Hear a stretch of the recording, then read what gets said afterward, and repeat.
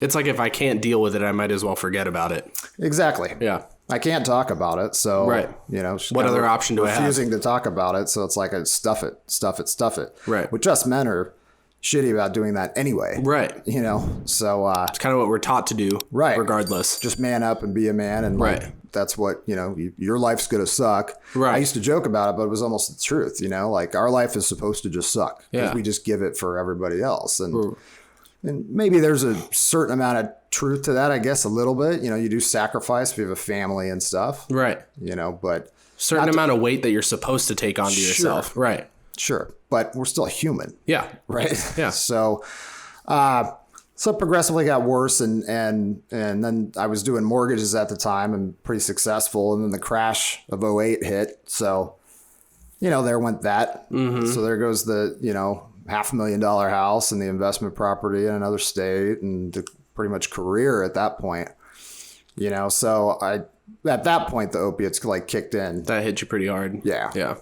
So I dropped a lot of weight and was pretty much not eating. I would take 2 Percocet 10s before I got out of bed. They were right next to my bed. I'd take a shower, hop in the car, take 2 more. And I was doing outside sales at that time. So I was driving around all day long. Yeah. And I had I'd have Percocet 10s and I'd have Adderall just sitting there. So if for some reason I took too many perks and I started to nod, I'd just pop an Adderall and stay Wake up, you up. Just chemically horrible, but it's just a slippery slope. Especially mixed with drinking too. Sure. I assume you were drinking throughout the whole time. I wouldn't eat all day and I'd go home and drink half a bottle of vodka and eat 1 meal and pass out. Right. So it's just not good living. And then, I, finally, kicked the opiates, whatever. We got divorced. And kind of stayed away from those, but always kind of with the drinking, and I saw a therapist as we were going through the divorce because it was a pretty nasty divorce. Right. And he diagnosed me with anxiety disorder and things like that, which, now, being where I'm at in life and looking back, it's of course there was anxiety. Of course there was depression. Of course there, hello. Yeah. Why the fuck wasn't I in therapy at, 5 or whatever? But it was a different time. Yeah. So people didn't really do that. I think people are much more aware of those things now than they used to, at least when you were growing up, even throughout your 20s and 30s probably. Oh, yeah. Yeah. So, so you just kind of, I think in a lot of addicts, cope. Yeah. And that's all we're trying to do. I mean, a lot of people that are addicts are, ADD or bipolar or whatever, because it's you're just mixing shit to make you feel normal or what normal should be. Sure, right. Right. So kind of stayed away from that. And then, through my 30s, and that's when I was kind of your boss in mid 30s. And I was taking not a ton, but taking Xanax. It was prescribed and then, and then it wasn't. But I'd still, because for me, it's I wasn't going to pass out. I was suffering with severe anxiety and stuff. Yeah.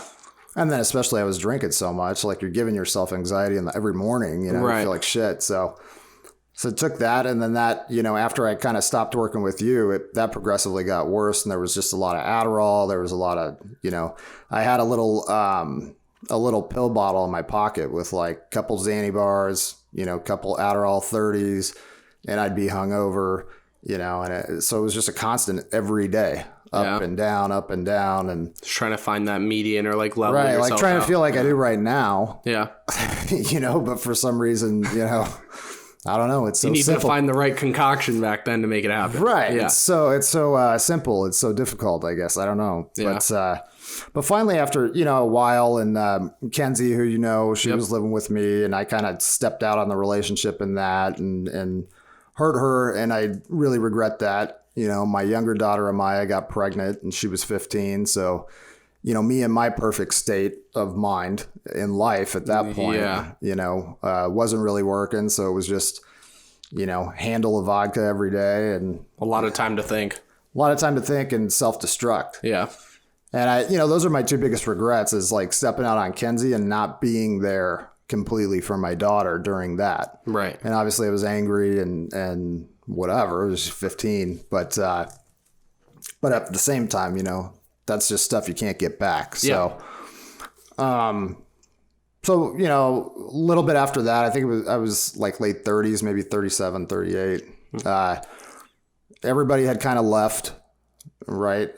Me and the girl I cheated on Kenzie with, like, broke it off. So I'm just like in this big, 2,500 square foot townhouse by myself, day in, day out. Get up at 9 o'clock in the morning, drive up to Bevmo that's a quarter mile away, and they're like, "Morning, Cecil." Oh, man. And I'm morning, and buy my handle of vodka and go home and just drink and smoke and, pop pills. Damn. So I had to get to the end. Like my brothers and my dad had done like an intervention. Right. And people had talked about, oh, we're worried. I'm fine. Right. But it was kind of like, maybe I'm hard-headed and rebellious and like stubborn, but like I had to get myself to that point. Like I had to be done. Yeah. So you can't help someone that doesn't want help. No. Yeah. Absolutely. So, and for me, it was bad. Like I get a bloody nose. It wouldn't stop for 45 minutes. Jeez. Kenzie takes me to the hospital. I'm like, at this point, I'm like 36 years old, not overweight or anything.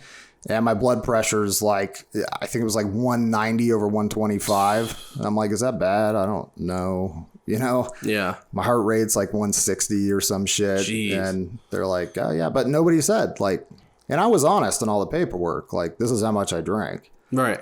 Nobody said, you probably need to stop drinking. They were just like, yeah, here, take some blood pressure medication.